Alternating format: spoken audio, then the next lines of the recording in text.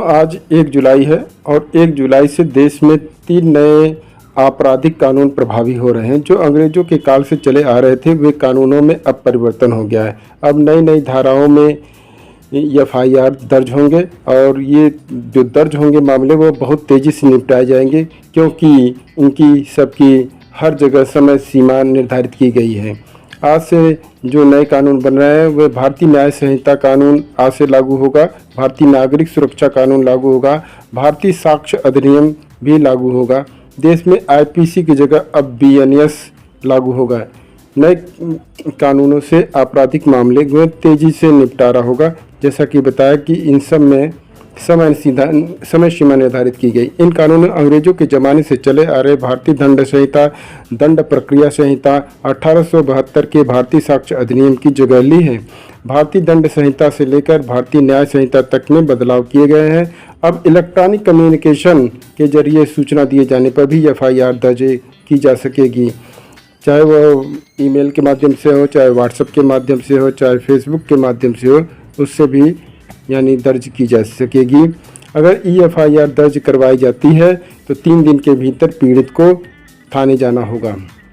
देश में तीनों नए कानून आज से 1 जुलाई से लागू हो गए हैं। अब इससे न्याय व्यवस्था में तेजी भी आएगी। नए कानूनों में डिजिटली साक्ष्य से लेकर एफआईआर और फोरेंसिक लैब पर जोर दिया गया है। बीएनएस के हर प्रावधान में समय सीमा तय की गई है। एफआईआर से लेकर जांच, चार्जशीट, कोर्ट के फैसले तक के लिए समय सीमा निर्धारित कर दी गई है। माना जा रहा है इससे न केवल पुलिस जांच में तेजी आएगी बल्कि कोर्ट की कार्रवाई में भी तेजी आएगी और जल्द निर्णय होंगे। नए कानून के मुताबिक कोर्ट को पहली सुनवाई की तारीख से 60 दिन के अंदर आरोप तय करना होगा।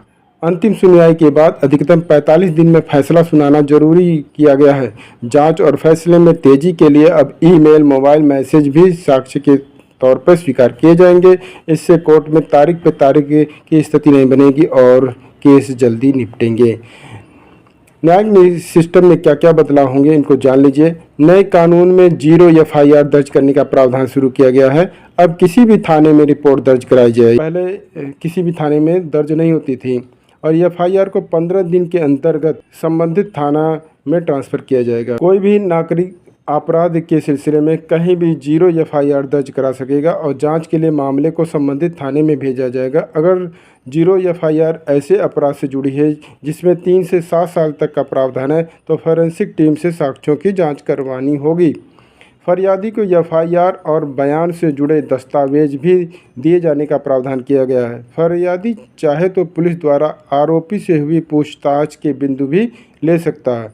अब ई सूचना से भी एफआईआर दर्ज हो सकेगी। हत्या, लूट या रेप तीनों गंभीर धाराओं में भी एफआईआर दर्ज हो सकेगी। वॉइस रिकॉर्डिंग से भी पुलिस को सूचना दी जा सकेगी।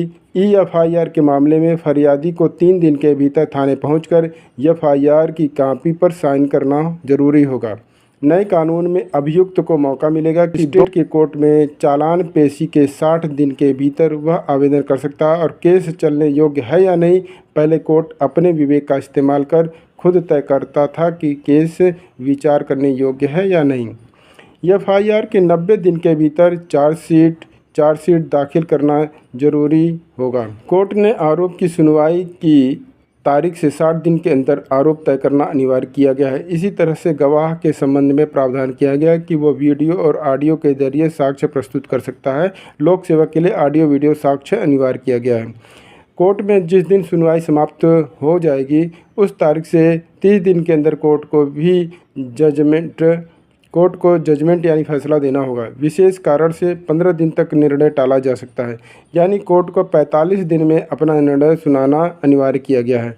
जजमेंट दिए जाने के बाद 7 दिनों के भीतर उसकी कॉपी मुहैया करानी होगी।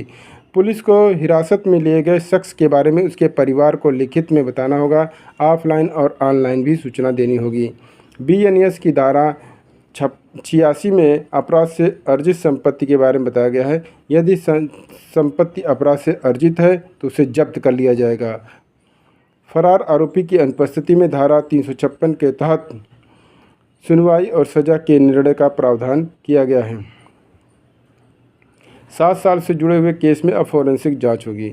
जांच अनिवार्य कर दी गई है। बीएनएस की धारा में 176 में विवेचना की पूरी प्रक्रिया का पहली बार जिक्र किया गया है।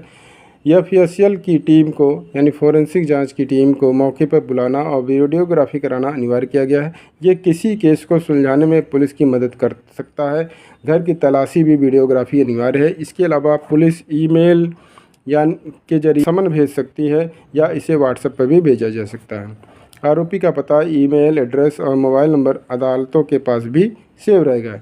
इतना नहीं, एफआईआर से लेकर जांच और कोर्ट में बयान तक सारी प्रक्रिया में डिजिटल माध्यम को जोड़ दिया गया है। E record, zero FIR, e FIR और चार्जशीट भी डिजिटली होगी। रेप पीड़िता के ई बयान भी दर्ज होंगे। गवाह, अभियुक्त और पीड़ित कोर्ट में वर्चुअली पेश हो सकेंगे।